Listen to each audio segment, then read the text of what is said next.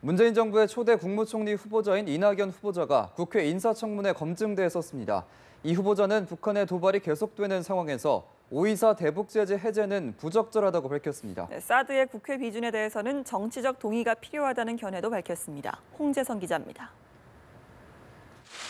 이 후보자는 시행 7년째를 맞은 5.24 조치를 해제할 때는 아니란 점을 분명히 했습니다. 핵실험의 계속이라든가 또는 미사일 발사 같은 군사적 도발이 계속되고 있다. 이런 상황에서는 그런 얘기를 하는 것은 적절치 않다고 생각합니다. 남북 총리 회담엔 원론적으로는 찬성하지만 지금은 대화하기 어렵다는 뜻도 밝혔습니다. 대북 제재 기조를 유지하는 범위 내에서 소규모 대북 지원은 필요하다는 의견도 피력했습니다. 사드와 관련해서는 국회 비준보다는 낮은 정치적 동의가 필요하다는 생각을 밝혔습니다. 그는 김영란법으로 불리는 청탁금지법의 수정을 검토할 때가 됐다는 의견도 밝혔습니다. 또 한일 위안부 합의의 체결 과정을 살펴보겠다는 계획도 전했습니다. 과정상의 문제가 있었는지 조사해볼 의향은 없으십니까? 네, 한번 알아보겠습니다. 제2국무회의 정례와 공약에 대해서는 중앙지방협의회란 명칭으로 특별법을 제정해 추진할 필요가 있다고 말했습니다.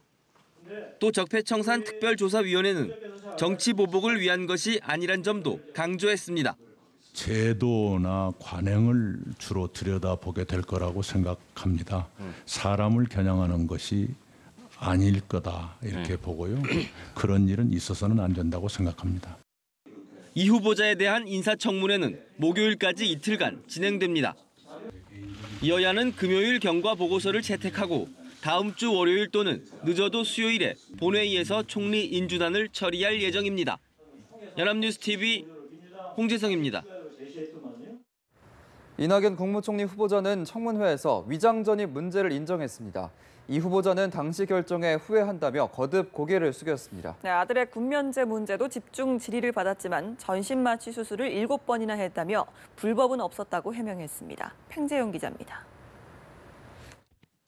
이낙연 후보자에 대한 야당의 도덕성 검증은 매서웠습니다. 자유한국당과 국민의당은 이 후보자의 위장 전입 문제를 파고들었고 이 후보자는 미술교사였던 아내가 강남 지역 학교를 배정받기 위해 위장 전입을 했다고 인정했습니다. 후보자 배우자께서 1989년 3월 달부터 12월 달까지 강남구 논현동에서 실제 거주한 것이 맞습니까? 실제 거주하지 않았습니다. 그럼 위장 전입이신 거죠? 그렇습니다. 야당은 위장 전입 전력 인사를 고위공직에서 배제하겠다는 문재인 대통령의 인사 원칙이 무너졌다고 질타했고 이 후보자는 거듭 고개를 숙였습니다. 처참합니다. 제가 왜 좀 더 간섭을 하지 못했던가 하는 후회도 되고요. 아주 어리석은 생각에 그런 일이 저질러졌구나. 야당은 이 후보자의 아들 병역 문제에 대해서도 날카로운 질의를 이어갔습니다. 특히 한국당은 병역 비리가 의심된다며 공세를 펼쳤으나 이 후보자는 불법은 없었다고 해명했습니다. 입영 날짜를 2, 3개월 앞둔 시점에 심각한 상처를 입었습니다. 자식의 몸이 더 이상 자꾸 이렇게 되는 게 몹시 애비로서 아픕니다. 전신 마취 수술을 7번을 받았습니다. 이 후보자는 과거 부인의 개인 그림 전시회 초청장에 본인 명의의 인사말을 넣은 것에 대해서도 사력 입지 못한 처신이라고 유감을 표명했습니다. 연합뉴스TV 팽재용입니다.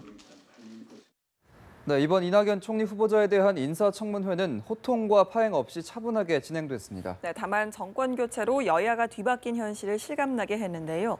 9년 만에 창과 방패가 바뀐 청문회 풍경을 나재헌 기자가 전합니다. 야당이 된 자유한국당은 시작하자마자 이낙연 후보자의 청문회 자료 제출을 문제 삼았습니다. 역대 인사청문회 과정에서 개인정보 보호를 이유로 자료를 제출을 거부한 적은 없습니다. 집권 여당인 더불어민주당은 즉각 이 후보자 엄호에 나섰습니다. 그 사실관계만 좀 확인을 해드리면 황교안 총리와 관련해서는요. 후보자 위의 자료 제출을 거부한 것이 맞고요. 달라진 청문회 풍경을 놓고 뼈 있는 발언도 나왔습니다. 정말 여야가 바뀐 사실을 실감을 하겠습니다. 전 정부에서 우리 민주당 의원님들께서 이렇게 관대한 태도를 보이셨다면 청문회에서 야당은 정책 질의보다는 후보자의 도덕성 검증에 집중했습니다. 자제분의 병적 기록표를 보면은 군대를 면제받으려고 꾸준히 노력을 합니다. 그것이 병적 기록표에 다 나와 있습니다. 민주당은 이 후보자가 적임자라는 점을 강조하면서 정책 검증에 무게를 뒀습니다. 질병으로 시달리는 것은 인도주의 차원에서 해줘야 되는데 우리가 OECD 중에서 결핵이 제일 많아요. 우리나라 국민도. 그거는 바로 인접한 국가가 결핵이 창궐하고 있기 때문입니다. 바른정당의 유일한 청문위원인 김용태 의원은 야당임에도 정책 검증에만 주력해 눈길을 끌었습니다. 우리 이낙연 후보자의 인격을 신뢰합니다. 따라서 신상 문제보다는 한편 청문회에선 일부 야당 청문위원에게 문자 폭탄이 쏟아진 것으로 알려졌습니다. 한국당 강효상 의원과 국민의당 김광수 의원은 오후 회의 속개 직후 후보자 검증에 반발한 민주당 지지자들의 무차별 욕설 문자가 쏟아지고 있다며 자제를 당부했습니다. 연합뉴스TV 나재현입니다.